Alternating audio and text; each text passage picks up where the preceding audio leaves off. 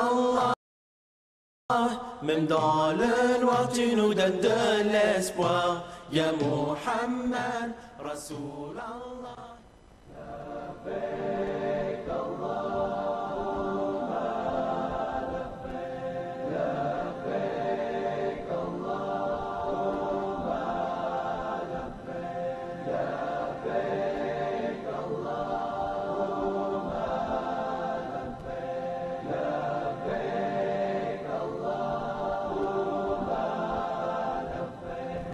labbaik, labbaik Allahumma labbaik,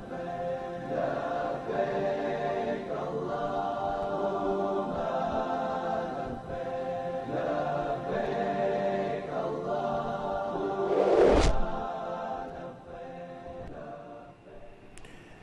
إن الحمد لله نحمده ونستعينه ونستغفره ونتوب إليه ونعوذ بالله من شرور أنفسنا وسيئات أعمالنا من يهده الله فلا مضل له ومن يضلل فلا هادي له ونشهد أن لا إله إلا الله وحده لا شريك له ونشهد أن محمدا عبده ورسوله اللهم صل وسلم وبارك عليه وعلى آله وأصحابه أجمعين يا أيها الذين آمنوا اتقوا الله حق تقاته ولا تموتن إلا وأنتم مسلمون يا أيها الناس اتقوا ربكم الذي خلقكم من نفس واحدة وخلق منها زوجها وبث منهما رجالا كثيرا ونساء واتقوا الله الذي تساءلون به والأرحام إن الله كان عليكم رقيبا يا أيها الذين آمنوا اتقوا الله وقولوا قولا سديدا يصلح لكم أعمالكم ويغفر لكم ذنوبكم ومن يطع الله ورسوله فقد فاز فوزا عظيما أما بعد فإن أصدق الحديث كتاب الله وخير الهدي هدي محمد صلى الله عليه وسلم وشر الأمور محدثاتها وكل محدثة بدعة وكل بدعة ضلالة وكل ضلالة في النار ثم أما بعد chers frères et sœurs islam, chers téléspectateurs auditeurs de Bonferré, assalamu alaikum wa rahmatullahi ta'ala wa barakatuh. Soyez les bienvenus à l'écoute de votre émission islamique hebdomadaire, ou plutôt votre école islamique, là où nous avons l'habitude de nous rencontrer et d'apprendre les uns des autres. J'ai prié Allah subhanahu wa ta'ala de nous faire je prie Allah subhanahu wa ta'ala de nous faire profiter tous ensemble de ces quelques instants que nous allons passer ensemble dans sa voie, dans la recherche du savoir en vue de son application, afin que ce savoir ne soit pas un argument contre nous, mais plutôt un argument en notre faveur le jour où nous rencontrerons notre Seigneur Allah subhanahu wa ta'ala, yawma la yanfa'u malun wa la banun illa man atallaha biqalbin salim, jour où ni bien ni enfant ne seront d'aucune utilité, hormis pour celui qui regagne son Seigneur avec un cœur saint. Rappelons-nous notre triple responsabilité envers le savoir. La première responsabilité, c'est de l'acquérir. La deuxième responsabilité, c'est de l'appliquer. Et la troisième responsabilité, c'est de le transmettre aux autres comme il nous a été transmis par les prédécesseurs, et ce, conformément à la recommandation de notre prophète bien-aimé Muhammad sallallahu alayhi wa sallam lorsqu'il dit « Ballighu anni walaw aya » transmettez de ma part ne serait-ce qu'un verset. Qu'Allah subhanahu wa ta'ala nous bénisse tous, qu'il bénisse nos vies, qu'il bénisse nos familles, qu'il bénisse nos enfants, qu'il bénisse nos œuvres, qu'il bénisse davantage notre cher pays, le Niger, et qu'il nous conforme davantage à sa sainte volonté partout et toujours. Amin, ya Allah. Chers frères et sœurs en islam, ceci dit, le thème de notre émission de ce soir est les clés de la bénédiction divine, troisième partie. Nous avons introduit donc ce thème depuis quelque temps. Il s'agit d'un nouveau thème que nous allons traiter en série, Inch'Allah, en prenant le temps nécessaire qu'il faut pour l'expliquer. Je reprends donc la première clé de la bénédiction pour mieux enchaîner, parce que dans les deux premières émissions qui ont porté sur ce thème, nous avons passé donc en revue l'introduction, la place, l'importance de la bénédiction de la vie des hommes, individuellement et collectivement. Et nous avons commencé à entrer dans le vif du sujet, à savoir les clés de la bénédiction divine, et nous avons cité une première clé. Nous allons reprendre donc cette première clé pour enchaîner avec le reste du thème, Inch'Allah. Ainsi dit, la première clé parmi les clés de la bénédiction divine, c'est le Saint-Coran ou le Noble Coran. Le Noble Coran, grâce à sa lecture, grâce à sa mémorisation, grâce à son écoute, grâce à sa méditation, son application, sa vénération, etc., constitue la première, la plus grande et la plus importante source aux clés de la bénédiction divine, étant la parole incriée et bénie d'Allah subhanahu wa ta'ala. Il n'y a pas une clé qui égale celle du Coran, parce que toutes vont découler justement de la parole d'Allah subhanahu wa ta'ala. Et la parole d'Allah subhanahu wa ta'ala, à l'intention de l'humanité, c'est donc ce Coran. La dernière révélation à l'intention de l'humanité, c'est ce Coran, comme le dernier messager et Muhammad sallallahu alayhi wa sallam. Il n'y aura plus d'autres révélations, il n'y aura plus d'autres lettres d'Allah subhanahu wa ta'ala à l'intention de l'humanité après ce Coran. Par conséquent, c'est la notice qu'Allah subhanahu wa ta'ala a envoyée pour nous permettre de nous comporter bien et de tirer profit de notre vie et de gagner, Inch'Allah, dans l'au-delà. Donc, le noble Coran constitue la première, la plus grande et la plus importante source aux clés de la bénédiction divine étant la parole incriée et bénie d'Allah subhanahu wa ta'ala. À titre d'exemple, Allah nous dit « Wa hadha kitabun anzalnahu mubarakun fattabi'uhu wattaqu la'allakum turhamun » Et voici un livre, le Coran, béni que nous avons fait descendre, suivez-le donc et soyez pieux afin de recevoir la miséricorde. Donc Allah subhanahu wa ta'ala nous fait savoir que le Coran est sa parole bénie et par conséquent il nous demande d'être pieux, de les suivre et d'être pieux parce que en suivant le Coran on devient Inch'Allah pieux parce que le Coran a été justement révélé pour nous permettre de connaître ce que Allah aime et ce qu'il n'aime pas. Et donc, en accomplissant ce que Allah aime, on devient aimé d'Allah subhanahu wa ta'ala, on connaît sa religion et la crainte d'Allah ou la piété, effectivement, ce n'est pas le fait de pleurer ou de trembler, mais c'est le fait de connaître les limites fixées par Allah subhanahu wa ta'ala et de respecter ces limites. Or, ces limites-là, c'est le Coran qui les renferme avant tout. Et après le Coran, la sunna du prophète Muhammad sallallahu alayhi wa sallam. Donc, Allah subhanahu wa ta'ala nous dit, voici un livre, le noble Coran béni que nous avons fait descendre. Par conséquent, c'est lui qui s'accroche à cette source bénie, à cette clé bénie, eh bien, il sera béni ici-bas et dans l'au-delà, il récoltera la récolte ou la récompense donc de son attachement à ce noble Coran. Comme nous allons le voir, Allah subhanahu wa ta'ala nous a recommandé de nous attacher à sa corde. En tant que musulmans, Allah subhanahu wa ta'ala nous a unis grâce à ce Coran, grâce à cette source-là, grâce à cette principale source de l'islam, le noble Coran. Allah subhanahu wa ta'ala donc nous a unis en nous demandant de nous accrocher tous ensemble à sa corde, à ce câble-là, donc qui est un gilet de sauvetage pour l'humanité, surtout à notre époque. Donc, ça c'est un exemple, un verset, un passage coranique qui montre justement que le noble Coran c'est une source, c'est la parole bénie d'Allah subhanahu wa ta'ala et par conséquent celui qui s'y accroche, eh bien il devient béni. Allah subhanahu wa ta'ala nous dit justement, suivez-le donc et soyez pieux afin de recevoir la miséricorde. Donc vous voyez, la miséricorde d'Allah subhanahu wa ta'ala, pour avoir cette miséricorde, il faut suivre le noble Coran, il faut être pieux, donc connaître justement les limites fixées par Allah subhanahu wa ta'ala et les respecter, c'est ça, être pieux, c'est ça. Donc craindre Allah subhanahu wa ta'ala. Et c'est pourquoi la plupart après la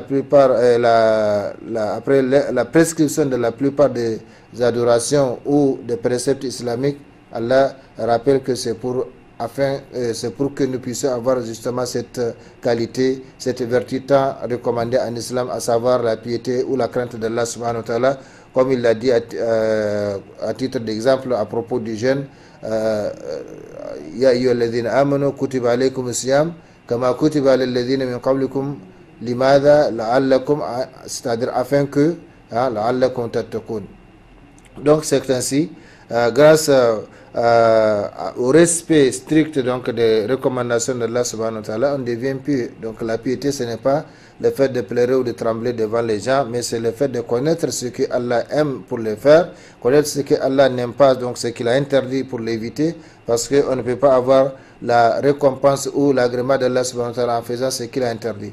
Donc ça c'est un premier exemple. Hadha kitabun Anzalnahu mubarakun fattabi'uhu wattaqu la'allakum turhamun. Même s'il n'y a pas d'autres passages coraniques ou d'autres arguments tirés du noble Coran, ça ne suffit. Que le noble Coran, c'est la parole incriée d'Allah subhanahu wa ta'ala, c'est la parole bénie d'Allah subhanahu wa ta'ala. Par conséquent, celui qui s'attache corps et âme à cette parole bénie, eh bien il sera béni et il connaîtra le bonheur terrestre et céleste, et il aura donc la miséricorde d'Allah subhanahu wa ta'ala, comme c'est mentionné dans ce verset 155 de la sourate 6.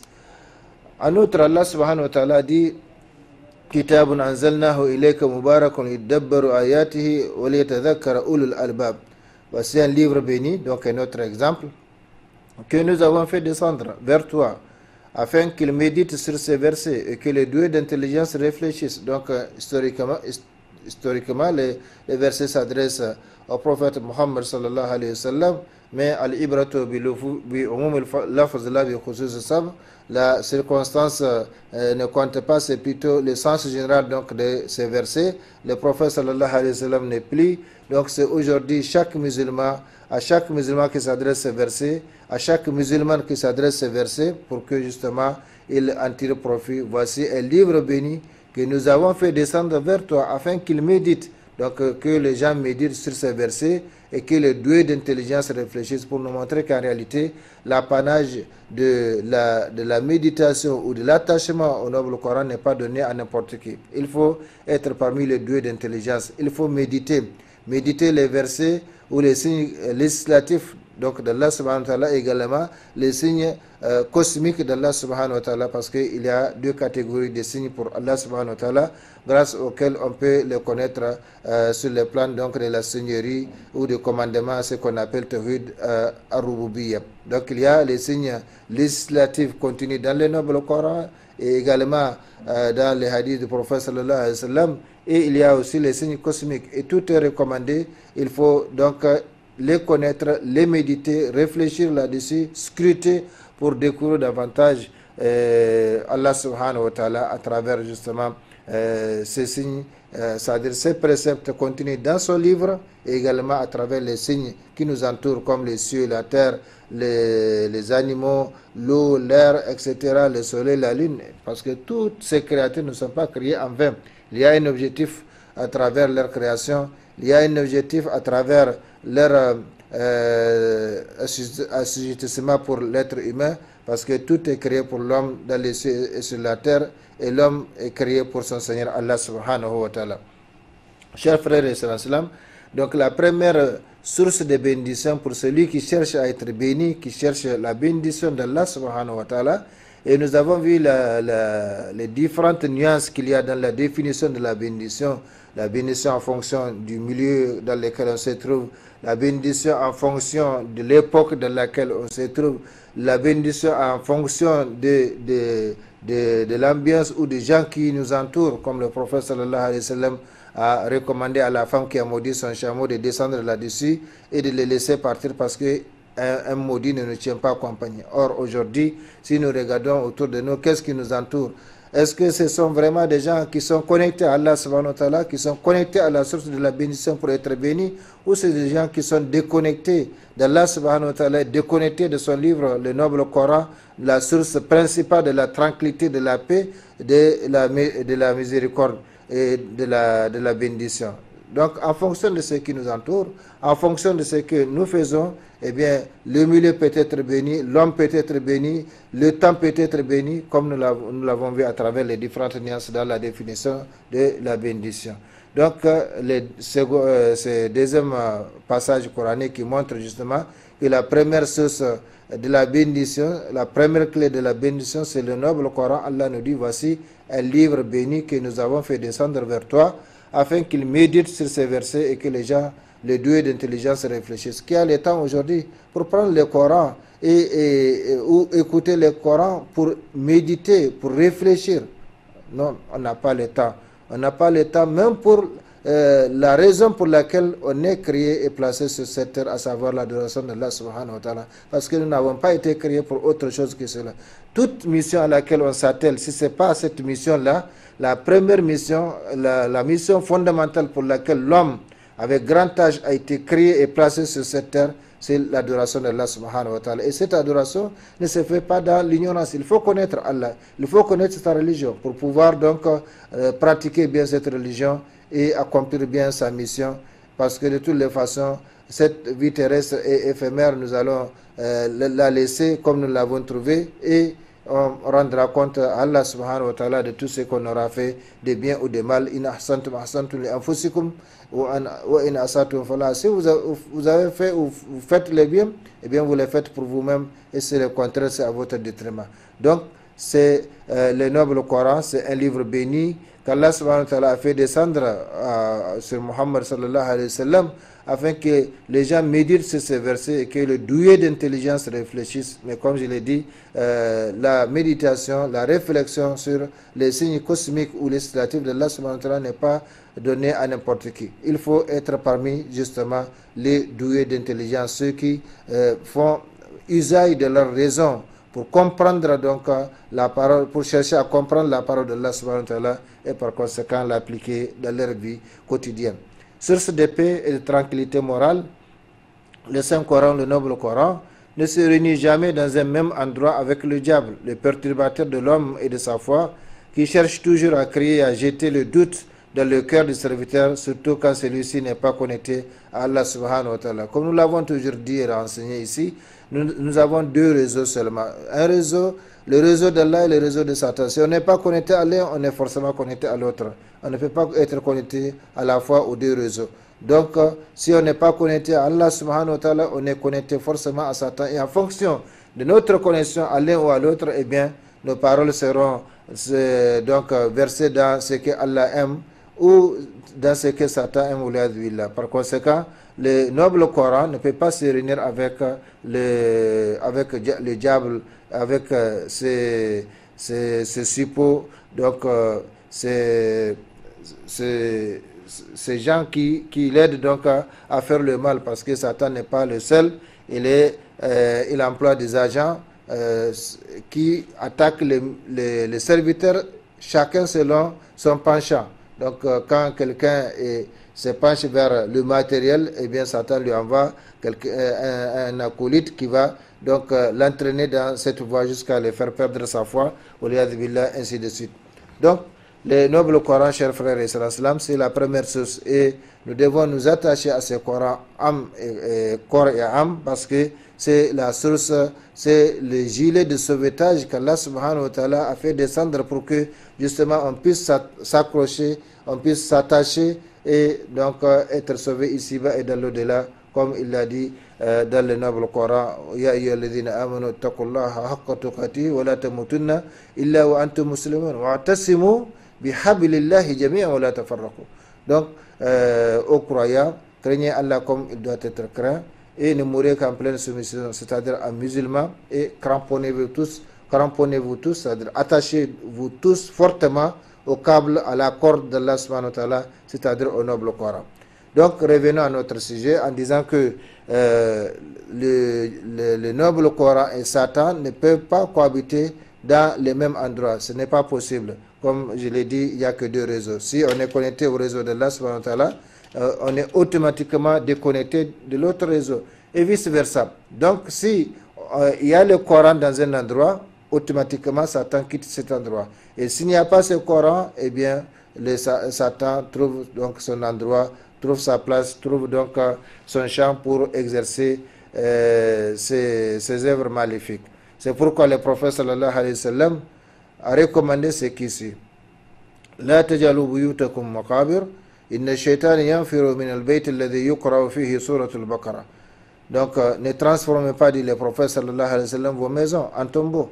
Quelle est la différence entre une tombe et une maison? C'est justement l'habitation. C'est l'habitation, l'animation, la lumière, la propreté, l'hygiène, etc. qu'il y a, la tranquillité qu'il y a dans cette maison. Mais s'il n'y a pas tout cela, si il n'y a pas la parole d'Allah subhanahu wa ta'ala, eh bien, il n'y a pas d'adoration dedans, eh bien, la maison et la tombe deviennent identiques, similaires. Ne transformez pas vos maisons en tombeaux.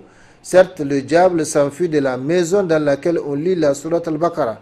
Donc, Surat al-Baqarah, c'est le chapitre de là-bas, c'est la deuxième sourate ou le deuxième chapitre quand vous prenez l'agencement actuel du Noble Coran qui va de sourate Al-Fatiha à Qul A'udhu bi Rabbin Nas. Cet agencement n'est pas chronologique, mais il est divin dans la mesure où c'est le prophète sallallahu alayhi wa sallam qui demandait donc à ses scribes, ceux qui prenaient note du Coran, de la révélation du Coran, de placer tel ou tel fragment en tel endroit pendant 23 ans. C'est une période de 23 ans. Et à la fin, on s'est retrouvé avec cet agencement qui va de la sourate Al-Fatiha à Qul A'udhu bi Rabbin Nas. Alors que ce n'est pas l'ordre chronologique. Vous retrouvez par exemple Iqra, la sourate Alaq, donc la première sourate révélée au prophète sallallahu alayhi wa sallam, vous la retrouvez dans cet agencement à la position 96. Donc, ici nous avons sourate Al-Baqarah, quand vous prenez le Coran se lit en arabe de la droite vers la gauche. Donc c'est la deuxième sourate après le prologue ou l'introduction, donc qui est donc la sourate Al-Fatiha. Donc ces chapitres-là, ou cette sourate Al-Baqarah, parmi ses mérites, c'est qu'on ne peut pas la réciter ou la lire dans une maison et que Satan reste dans cette maison. Ce n'est pas possible. Ça, c'est la parole d'Allah subhanahu wa ta'ala. C'est la parole du prophète Muhammad sallallahu alayhi wa sallam. Dans cette sourate, il y a Ayatul Kursi, le plus grand verset du noble Coran, à propos duquel le prophète sallallahu alayhi wa sallam a dit, celui qui récite donc Ayatul Kursi après chaque prière obligatoire, eh bien, entre l'entrée au paradis et lui, il n'y a que la mort. Il n'y a que la mort, c'est-à-dire il n'y a que la mort qui les sépare de l'entrée donc du paradis. Si on récite sur Ayatul Kursi après chaque prière. Du temps du prophète sallallahu alayhi wa sallam, Abu Huraira qui était désigné pour confier au magasin, au trésor donc des musulmans, qui a la garde donc du trésor ou de la nourriture ou du magasin, au temps du prophète sallallahu alayhi wa sallam, a constaté que la nourriture des magasins diminue, qu'il y a une sorte de voleur qui vient prendre. Alors il a guetté et il a attrapé, et sans savoir de quoi il s'agit, le voleur l'a prié, l'a supplié de le laisser partir parce qu'il est venu prendre parce qu'il est vraiment dans les besoins, mais il ne va pas revenir une deuxième fois. Donc il a lâché, il a informé le prophète sallallahu alayhi wa sallam. Le prophète lui a dit, c'est un menteur, même demain il va revenir. Donc effectivement, il est revenu la deuxième fois, Abu Huraira l'a attrapé, et là aussi il a tenu le même langage, la même justification, les mêmes raisons qui l'ont fait pousser, qui l'ont fait voler la nourriture.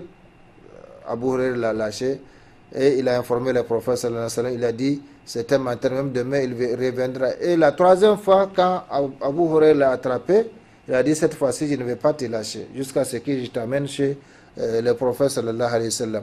Alors il ne savait pas que c'était un diable, et donc le diable lui a dit, voilà, je vais te donner un secret contre nous, c'est-à-dire contre nous les djinns, contre nous les diables.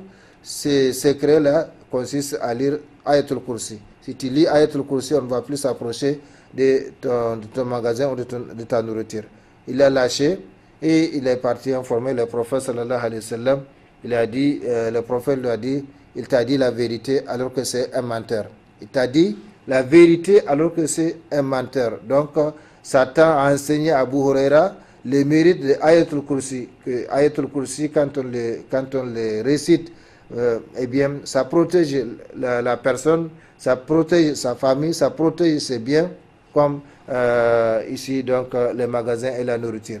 Et effectivement, donc en récitant Ayatul Kursi sur la nourriture, le diable n'a plus accès à cela. Par conséquent, cette sourate, le prophète sallallahu alayhi wa sallam nous dit, ne transformez pas vos maisons en tombeaux, certes le diable s'enfuit de la maison dans laquelle on lit la sourate Al-Baqarah. Il faut comprendre, il faut prendre maintenant le sens contraire de ces hadiths. Si le diable s'enfuit de la maison dans laquelle on lit la sourate Al-Baqarah, ça veut dire qu'il ne s'enfuit pas de la maison dans laquelle on ne lit pas sourate Al-Baqarah. Surtout la maison dans laquelle il y a donc tout ce qui peut attirer justement le diable et ses suppôts comme les disputes, la bagarre, etc., etc. Donc, chers frères et sœurs, la première source de bénédiction pour celui qui cherche la bénédiction ici-bas et dans l'au-delà, et cette bénédiction, comme je l'ai dit, avec ses différentes nuances, eh bien, il faut nécessairement des efforts. Et parmi ces clés les clés de la bénédiction, justement, le noble Coran. Le noble Coran qu'on peut aujourd'hui utiliser. Nous avons tous les supports, tous les moyens qui nous permettent d'apprendre. Et si nous ne pouvons pas lire nous-mêmes, c'est ce qui est plus recommandé, lire la sourate Al-Baqarah de la maison. Si on ne peut pas le faire nous-mêmes, eh bien on peut le faire à travers un enregistrement, à travers donc le portable, le magnétophone, l'ordinateur. Il y a tellement de supports aujourd'hui qui nous permettent donc de profiter, d'apprendre notre religion, mais où en sommes-nous en réalité? Donc, chers frères et sœurs, pour continuer, après cette première clé, à savoir le noble Coran, eh bien, je rappelle ces hadiths du prophète sallallahu alayhi wa sallam qu'on peut commencer à mettre en application dès aujourd'hui. Qu'est-ce qui t'empêche, chers frères en islam ou chères sœurs en islam, qu'est-ce qui t'empêche de mettre surat Al-Baqarah dans ton portable et de laisser cette sourate-là résonner dans ta maison pendant la nuit ou la journée, dans ton bureau, dans ta voiture? Parce que tous ces milieux-là, tant qu'il n'y a pas la parole d'Allah subhanahu wa ta'ala, eh bien, sachez que vous êtes avec Satan. Vous êtes avec Satan. Il n'y a pas une troisième alternative. Ou on est avec Allah, ou on est avec Satan. Mais il n'y a pas une troisième alternative. Par conséquent, aujourd'hui, nous avons tellement de moyens qui nous permettent d'éloigner, de chasser donc Satan loin de nous avec la lecture du noble Coran. Mais nous savons ce que la lecture du noble Coran signifie. Parce que si on n'est pas béni ou si le milieu n'est pas béni, et si la personne même n'a pas vraiment de place auprès de Allah subhanahu wa ta'ala, il ne peut pas ou elle ne peut pas s'approcher à Allah subhanahu wa ta'ala. Pour s'approcher à Allah subhanahu wa ta'ala, il faut nécessairement quelqu'un qui a de la valeur auprès de Allah subhanahu wa ta'ala, quelqu'un qui a une part auprès de Allah subhanahu wa ta'ala. Donc quand on voit quelqu'un qui se dit encore musulman bafouer les enseignements de Allah subhanahu wa ta'ala, marcher même là-dessus ou même aller jusqu'à prendre des décisions qui vont à l'encontre des décisions d'Allah subhanahu wa ta'ala ou celles du messager Muhammad sallallahu alayhi wa sallam, eh bien facilement on peut conclure que celui-là n'est pas dans la voie de la bénédiction d'Allah subhanahu wa ta'ala, parce que celui qui est béni par Allah subhanahu wa ta'ala s'accroche, s'attache à la corde d'Allah subhanahu wa ta'ala, aux sources de la bénédiction divine. Et parmi ces sources, justement, le noble Coran et la sunna du prophète Muhammad sallallahu alayhi wa sallam. Donc, chers frères et sœurs, le prophète dit: ne transformez pas vos maisons en tombeaux. Certes, le diable s'enfuit de la maison dans laquelle on lit la sourate Al-Baqarah. Donc, comme je l'ai dit, nous apprenons pour appliquer. Nous apprenons pour appliquer. Il ne sert à rien d'écouter ces hadiths-là et puis passer autrement. Il faut l'appliquer. Il faut dès aujourd'hui commencer à écouter le Coran. Si on ne le fait pas depuis, donc à faire résonner le Coran dans notre milieu, dans notre maison, dans notre bureau, dans notre véhicule, voiture, seulement quand il y a du monde, ça dans un bureau, eh bien il faut faire attention. Si on est engagé pour un travail, eh bien il faut faire ce travail pour lequel on est engagé plutôt que d'écouter du Coran, surtout si cette écoute ou bien cette lecture du Coran nous dévie de notre travail pour lequel on a été engagé, parce que là nous avons vendu notre temps ou une partie de notre temps contre un salaire que nous allons prendre, donc il ne faut pas consommer du haram. Donc si on a le temps, si on est chef ou bien on est directeur de sa propre entreprise, eh bien on est libre de faire résonner le Coran comme on le veut, ou bien de l'écouter avec des écouteurs, ou bien de l'écouter dans sa voiture, ou de l'écouter dans sa maison. Comme j'ai dit, qu'est-ce qui t'empêche, chère sœur ou cher frère en islam, de laisser le Coran résonner toute la nuit dans ta maison pour chasser Satan et attirer, Inch'Allah, la bénédiction d'Allah subhanahu wa ta'ala sur cette maison, comme nous allons le voir, en plus donc de ces hadiths du prophète sallallahu alayhi wa sallam.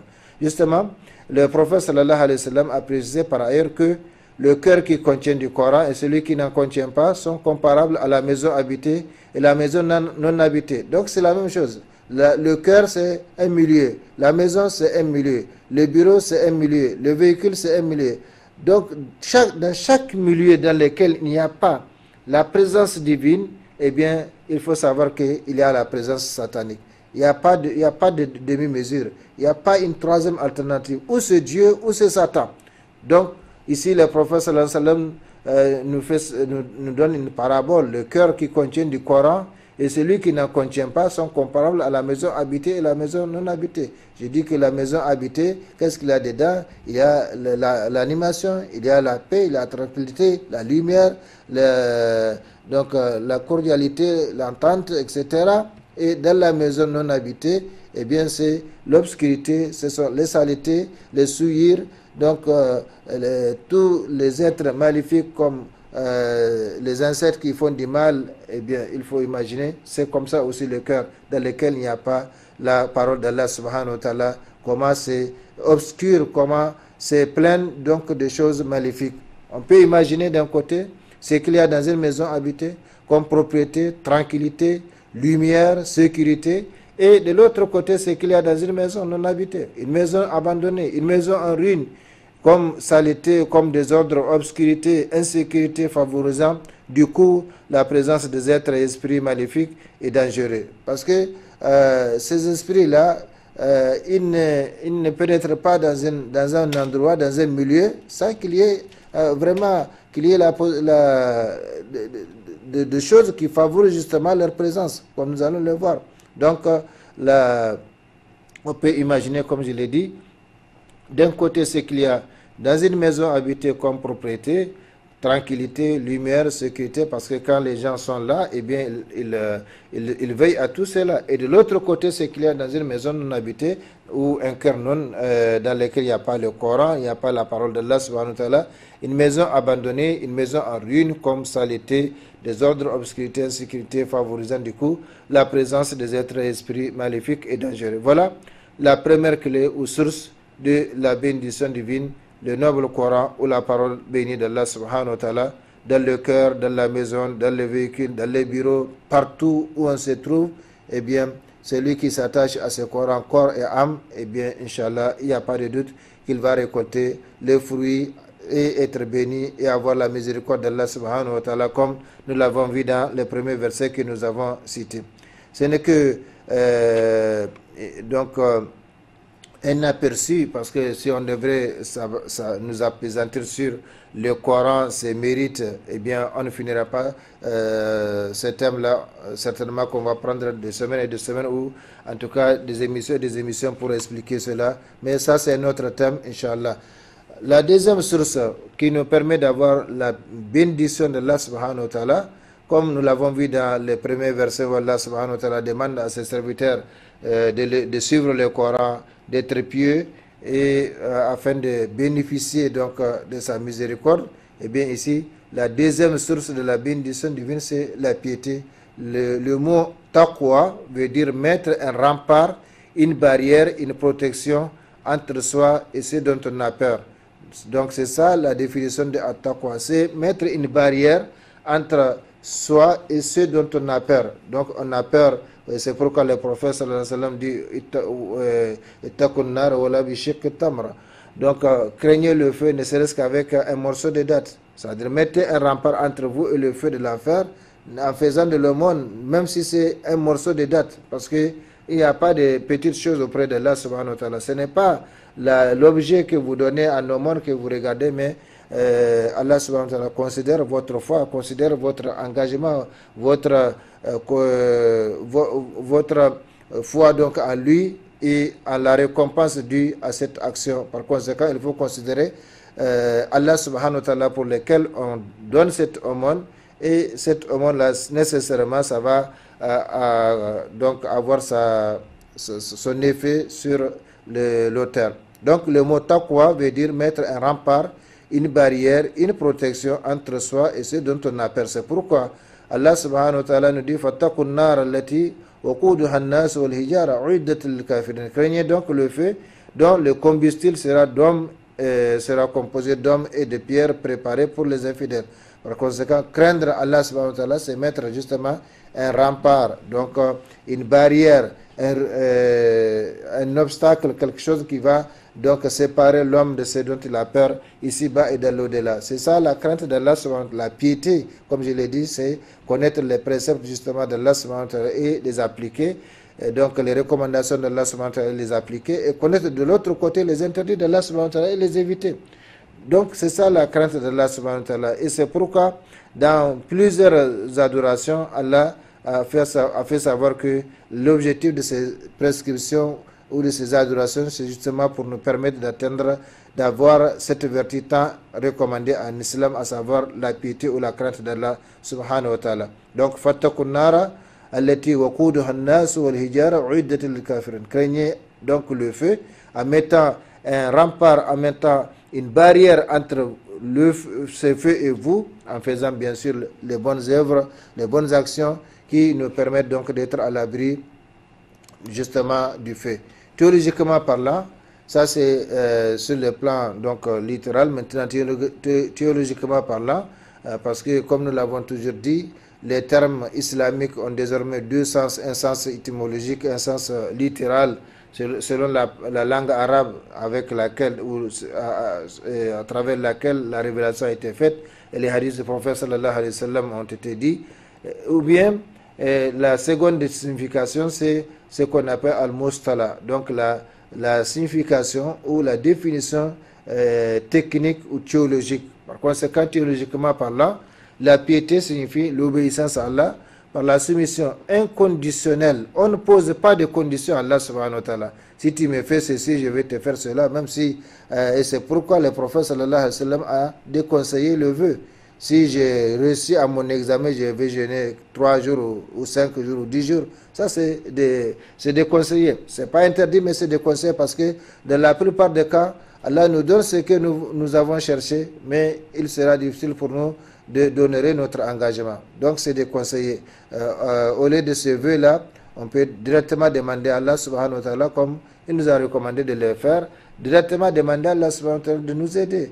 Il faut donc l'invoquer pour nous faire réussir, il faut l'invoquer pour nous aider, pour nous assister dans la recherche de ce que nous voulons et dans le fait de repousser ce dont nous avons peur. Par conséquent, on n'a pas forcément besoin donc de faire un vœu à Allah subhanahu wa ta'ala. Il faut l'invoquer comme il nous a demandé de l'invoquer.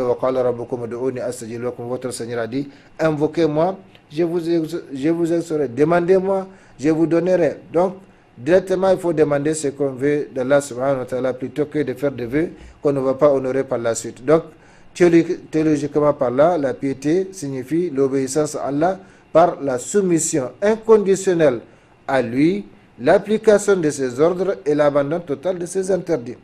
Donc, vous voyez, il faut nécessairement l'application de ses ordres et l'abandon total de ses interdits. Cela sous-entend quoi? Cela sous-entend leur connaissance, parce qu'on ne peut pas abandonner quelque chose qu'on ne connaît pas. On ne peut pas accomplir quelque chose qu'on ignore.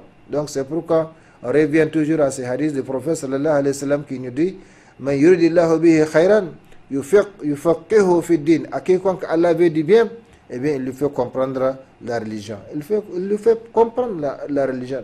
De sorte qu'il n'a pas besoin de souffrir, de peiner pour accomplir les œuvres. Il connaît ce que Allah aime et il connaît ce que Allah n'aime pas. Donc il fait ce que Allah aime pour avoir sa récompense, pour avoir son amour, pour avoir son agrément, pour avoir son paradis. Et de l'autre côté, il évite ce que Allah n'aime pas. Donc c'est ça la compréhension profonde de la religion. Comprendre la religion de sorte qu'on puisse marcher dans la lumière, pas à pas. Donc chaque acte est justifié, soit à travers le Coran, soit à travers la sunna du prophète sallallahu alayhi wa sallam. Donc c'est ça le savant. Donc tout ce qu'il fait, eh bien il le fait avec conscience que ça c'est recommandé ou ça c'est interdit. Donc je reprends la définition théologique de la piété, elle signifie l'obéissance à Allah par la soumission inconditionnelle à lui, l'application de ses ordres et l'abandon total de ses interdits. Quant au pieux, al-muttaqi, c'est celui qui accomplit les obligations prescrites applique les ordres d'Allah, s'éloigne de ses interdits et évite les actes répréhensibles par convoitise de la récompense d'Allah et par crainte de sa punition.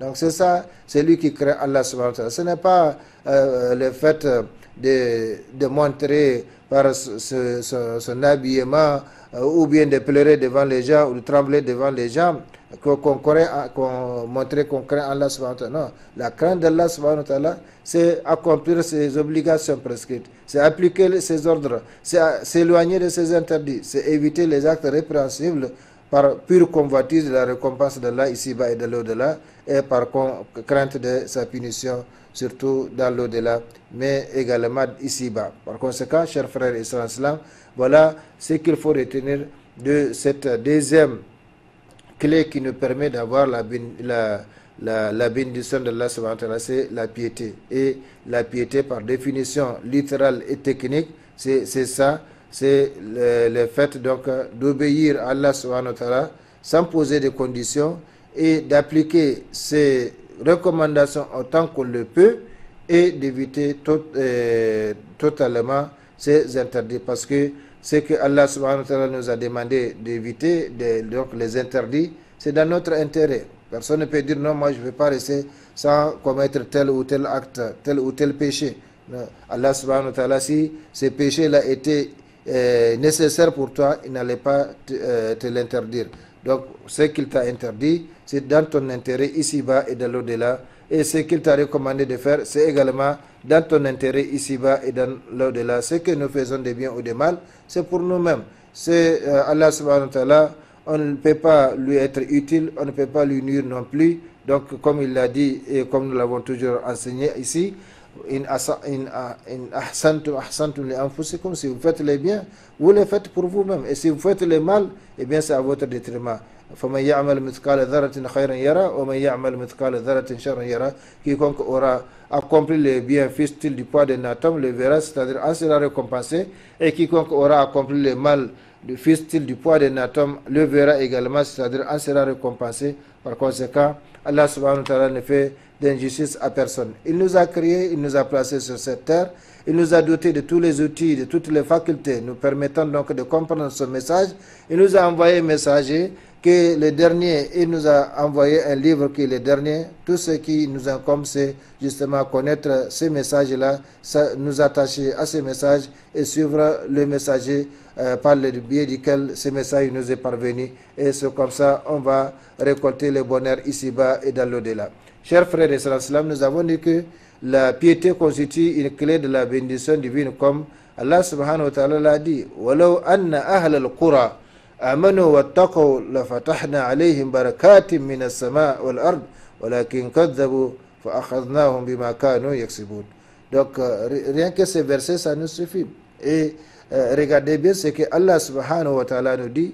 Si les habitants des cités, donc des grandes villes, et c'est valable aussi pour les villages, si les habitants des cités avaient cru et avaient été pieux, eh bien, nous leur aurions certainement accordé des bénédictions du ciel et de la terre.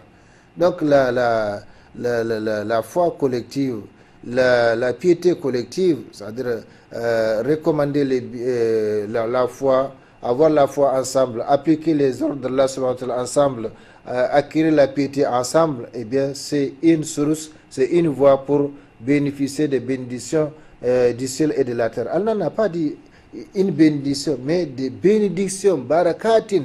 Et puis il a mis ce qu'on appelle en arabe nekira, donc indéterminé. Cela veut dire toutes les catégories de bénédictions relatives à ce bas monde et relatives à l'au-delà, seulement avec deux conditions, la foi et la piété. Mais où sommes-nous aujourd'hui par rapport justement à cette foi? Où sommes-nous par rapport à cette foi? Comment on peut prétendre avoir la foi quand on s'oppose ouvertement à Allah subhanahu wa ta'ala? Comment prétendre avoir la foi quand on désobéit ouvertement à Allah subhanahu wa ta'ala? Parce qu'il y a des péchés qu'on commet de toutes les façons. L'être humain ne peut pas rester sans péché ou sans commettre des fautes. Comme le prophète sallallahu alayhi wa sallam a dit, Kullu bani Adam khata'un wa khairul khata'in at-tawwabun. Tous les fils d'Adam sont des fautifs, sont des pécheurs. Et les meilleurs des fautifs et des pécheurs, ce sont ceux qui se répandent. Donc, On ne peut pas rester sans péché, mais il y a péché et péché. Mais on ne peut pas prétendre avoir la foi en s'opposant ouvertement à Allah subhanahu wa ta'ala, ouvertement à son messager Muhammad sallallahu alayhi wa sallam, ouvertement aux prescriptions d'Allah subhanahu wa ta'ala, et puis prétendre avoir la foi et prétendre être candidat au paradis d'Allah subhanahu wa ta'ala, c'est une illusion. Par conséquent, chers frères et sœurs, ici, Allah nous donne deux conditions pour bénéficier de ces bénédictions collectives pour tout le monde, pour toute la société, pour tous les pays, pour toute l'humanité. Deux conditions seulement, la foi et la piété. Si les habitants les habitants de cité avaient cru et avaient été pieux, nous leur aurions certainement accordé des bénédictions du ciel et de la terre. Mais comme Allah subhanahu wa ta'ala l'a dit, mais ils ont démenti les messagers, ils ont démenti les prêcheurs, ils ont démenti les ulémas, ils ont démenti les révélations d'Allah subhanahu wa ta'ala, les recommandations d'Allah subhanahu wa ta'ala, et par conséquent, nous les avons donc saisis pour ce qu'ils avaient acquis. Ça, c'est valable dans le passé, c'est valable aujourd'hui, c'est valable demain. Celui qui se montre, qui essaie d'être, donc d'avoir la bonne foi et la piété d'Allah subhanahu wa ta'ala, eh bien, il va, conformément à ses efforts, bénéficier de la miséricorde, de la bénédiction d'Allah subhanahu wa ta'ala. Et c'est valable pour la famille, c'est valable pour le quartier, c'est valable pour la ville, la société, le pays, le continent, l'humanité. Si les habitants des cités avaient cru et avaient été pieux, nous leur aurions certainement accordé des bénédictions du ciel et de la terre. Allah subhanahu wa ta'ala ne manque jamais à sa parole. Ce qu'il a dit, c'est donc la vérité immuable. Mais pour avoir la concrétisation de cette promesse divine, il faut donc remplir les conditions. Les conditions sont la foi, la bonne foi et la piété.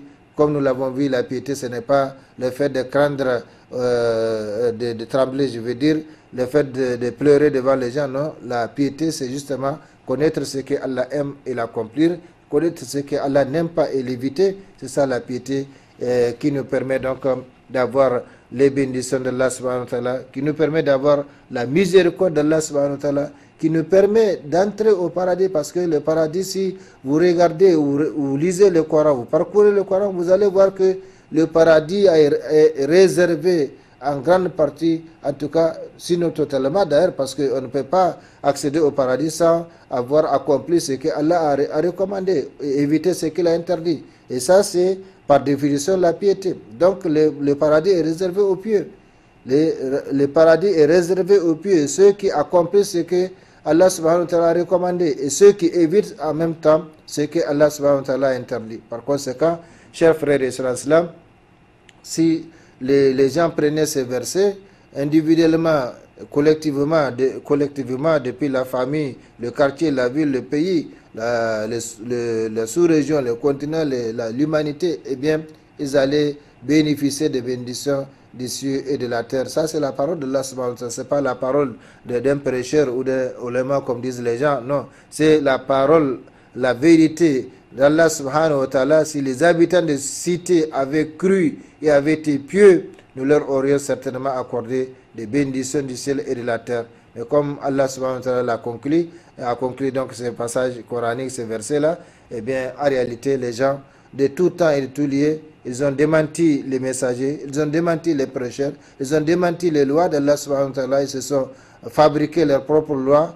Donc, et tout en prétendant être croyants, musulmans, prétendre être candidat au paradis, c'est une illusion, comme je l'ai dit et répété. Par conséquent, chers frères et sœurs en islam, sachez que cette vie terrestre n'est rien, absolument rien. La vie tout entière auprès d'Allah subhanahu wa ta'ala, même si Allah accorde 100 ans ou 200 ans à quelqu'un, eh bien ce n'est rien dans le compute d'Allah subhanahu wa ta'ala. Regardez depuis le temps du prophète sallallahu alayhi wa sallam, nous sommes aujourd'hui à 1443, ça ne fait pas encore 2 jours auprès d'Allah subhanahu wa ta'ala, parce que Allah dit wa inna yawman inda rabbika ka alf sanatin mimma ta'udun. Un seul jour auprès de ton Seigneur, c'est comme 1000 ans d'après votre façon de calculer. Donc depuis l'avènement du prophète sallallahu alayhi wa sallam jusqu'à aujourd'hui, ça ne fait pas encore 2 jours. Ça ne fait même pas 1 jour et demi. Donc Allah est patient parce que nous ne sommes rien notre vie n'est rien par rapport donc au temps auprès de lui subhanahu wa ta'ala. Par conséquent, tout ce que nous avons aujourd'hui, comme il l'a dit, ce que vous avez, ça va s'épuiser. Le pouvoir, la richesse, la beauté, la force, tout va s'épuiser sauf le pouvoir d'Allah subhanahu wa ta'ala. Donc, ma c'est une particule mubaham, comme on dit, donc ambigu, qui englobe toutes choses. Tout ce que vous avez, dit Allah subhanahu wa ta'ala, eh bien finira. Tandis que ce qui est auprès d'Allah subhanahu wa ta'ala ne finira pas. Donc le paradis c'est éternel, l'enfer c'est éternel. Et pour avoir l'une de ces demeures-là, eh bien c'est les actions. Le paradis, on n'entre pas sans avoir accompli les bonnes œuvres. C'est que Allah subhanahu wa ta'ala a recommandé, c'est qu'il a évité ce qu'il a interdit. De même, l'enfer aussi, pour être dedans, il faut nécessairement œuvrer, mais malheureusement dans le sens contraire, dans le mal. Donc, chers frères et sœurs, pendant que le temps consacré à cette émission avance, je reviens sur cette deuxième clé, cette deuxième source de la bénédiction divine pour celui qui cherche ou ceux qui cherchent la bénédiction divine. Alors, de façon individuelle ou collective, eh bien, la piété, en plus de la foi, ce sont deux clés qui nous permettent d'avoir la bénédiction d'Allah subhanahu wa ta'ala ici-bas et dans l'au-delà. La bénédiction dans nos affaires, la bénédiction dans nos enfants, la bénédiction dans donc dans nos biens, comme on le voit aujourd'hui. Tout ce qui n'est pas béni, eh bien, ne peut être que source de malheur pour soi et pour les autres. Que ce soit les biens, que ce soit la richesse, que ce soit le pouvoir, que ce soit la force, tout ce qui n'est pas béni ne peut être que source de malheur pour soi et pour les autres. C'est pourquoi donc nous devons faire attention et chercher. Nous sommes des créatures. Nous sommes des créatures, nous sommes tous conscients de cela. Que nous avons été créés, un jour nous allons quitter. Et c'est là sans préavis. Sans préavis de la part de Allah. Il ne va pas prévenir qui que ce soit. Comme il nous a demandé, comme il nous a créé sans demander notre avis, et de la même façon, il va nous rappeler sans demander notre avis. Donc, il faut faire attention. وَلَوْ أَنَّ أَهْلَ الْقُرَى آمَنُوا وَاتَّقَوْا لَفَتَحْنَا عَلَيْهِمْ بَرَكَاتٍ مِنَ السَّمَاءِ وَالْأَرْضِ وَلَكِنْ كَذَّبُوا فَأَخَذْنَاهُمْ بِمَا كَانُوا يَكْسِبُونَ. Si les habitants des cités avaient cru et avaient été pieux, nous leur aurions certainement accordé des bénédictions du ciel et de la terre, mais ils ont démenti les messagers et nous les avons donc saisis pour ce qu'ils avaient acquis. Donc, comme je l'ai dit, ce passage a été valable dans le passé, il est valable aujourd'hui et il sera valable demain. Celui qui cherche la bénédiction d'Allah subhanahu wa ta'ala pour lui-même, pour sa société, ou eh bien, il doit appliquer donc le contenu de ce passage coranique.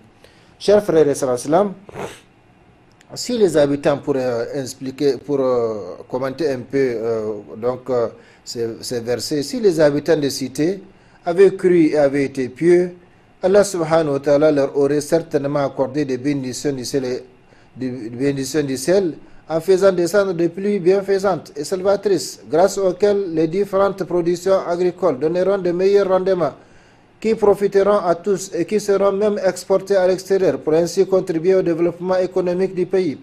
Mais si c'est le contraire, c'est le contraire. Et je veux dire, donc vice-versa. Quand les gens ne craignent pas Allah subhanahu wa ta'ala, quand les gens ne sont pas unis, quand les gens n'ont pas la foi qu'il faut, quand les gens n'ont pas la piété, eh bien, les bienfaits d'Allah subhanahu wa ta'ala se transforment en malheur. Les pluies, quand elles viennent, elles sont diluviennes, elles sont dévastatrices, elles causent des inondations et les récoltes ne donnent pas comme il fallait, comme on l'espérait, comme on l'escomptait. Donc, pourquoi tout cela? À cause de la bénédiction, à cause du manque de la bénédiction dans les affaires, à cause du manque de bénédiction dans l'époque, à cause du manque de bénédiction dans les gens. Parce que j'ai dit, pour être béni, il y a certainement des facteurs qui favorisent la bénédiction divine dans un lieu, dans une époque, pour l'homme. Mais malheureusement, où sommes-nous aujourd'hui par rapport à tout cela? L'homme se croit libre et agit comme il veut, mais il doit aussi supporter les conséquences de ses actions ici-bas et dans l'au-delà. Donc, si les habitants des cités avaient cru et avaient été pieux, Allah subhanahu wa ta'ala leur aurait certainement accordé des bénédictions du ciel en faisant descendre des pluies bienfaisantes et salvatrices grâce auxquelles les différentes productions agricoles donneront de meilleurs rendements qui profiteront à tous et qui seront même exportés à l'extérieur pour ainsi contribuer au développement économique du pays. Je parle à m'adresser à une communauté ou à des gens qui croient. C'est pour ceux qui ne croient pas, de toutes les façons, Allah subhanahu wa ta'ala, à chacun, il a inscrit ce qu'il va gagner dans ce monde-là, conformément à ses efforts. L'homme n'a rien que le fruit de ses efforts. Donc si nous faisons des efforts, tout en ayant la foi, tout en craignant Allah subhanahu wa ta'ala, eh bien, il n'y a pas de doute que Allah subhanahu wa ta'ala va tenir sa promesse, parce qu'il ne manque jamais à sa promesse. La faune, c'est-à-dire le monde animal, et la flore, le monde végétal, profiteront également de ces pluies bénies. Mais où sont aujourd'hui la réalité de tout cela? Des pluies qui viennent, qui détruisent habitants, les gens, les habitations, les animaux, les champs, et qui dégradent même la nature, et sans qu'il y ait de résultats comme on le voit aujourd'hui. Malheureusement, les gens ne font que s'enfoncer dans l'entêtement, dans la désobéissance vis-à-vis de tous les enseignements d'Allah subhanahu wa ta'ala. Et avec ça, ils espèrent avoir la miséricorde, la grâce d'Allah subhanahu wa ta'ala. Il n'y a qu'un retour vers Allah subhanahu wa ta'ala et l'attachement à lui, et en faisant le bien pour récolter les biens, parce que, comme nous l'avons dit, la réciprocité de comportement. En faisant les biens, surtout à l'intention des autres, eh bien, on va récolter les biens. En faisant le mal à l'intention des autres, eh bien, c'est ce mal-là que nous allons rencontrer, que nous allons récolter ici-bas, avant même l'au-delà. Chers frères et sœurs, grâce à ces dernières, c'est-à-dire les pluies bénies, grâce à ces dernières, Allah fera surgir les richesses de la mer, telles que les perles, les rubis, le corail, les enceintes, et surtout les poissons. Donc tout cela, c'est le fruit de la bénédiction, c'est les conséquences de la foi et de la piété des gens. Et quand il n'y a pas la foi, il n'y a pas la piété, eh bien il faut s'attendre au contraire de tout cela, comme on le voit aujourd'hui. Beaucoup de pluie, mais rien.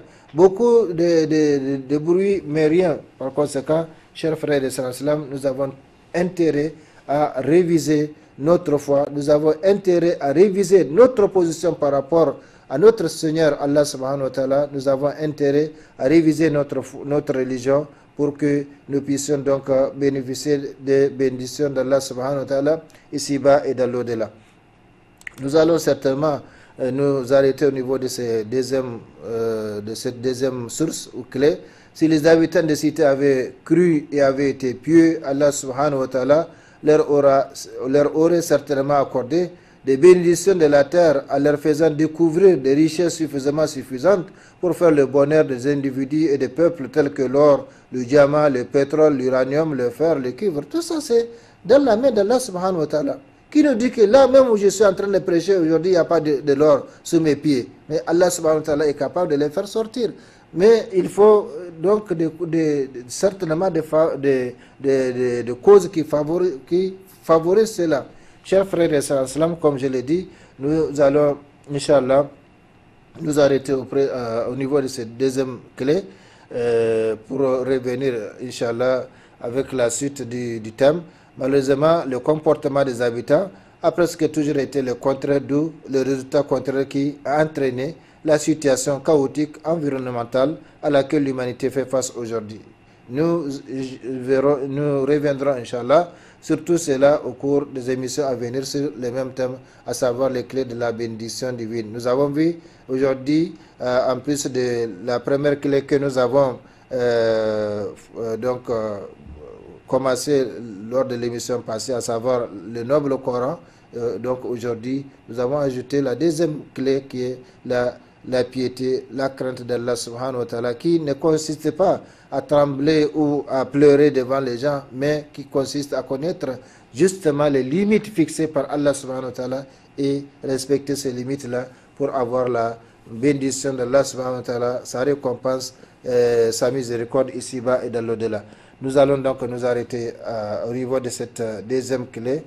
tout en priant Allah subhanahu wa ta'ala de bénir ce que nous avons dit, de bénir ce que vous avez entendu et de nous aider à les mettre en application. Parce que le savoir, si on l'apprend, on ne l'applique pas, eh bien ce serait une preuve contre nous, waliyazbillah. Qu'Allah subhanahu wa ta'ala nous en préserve.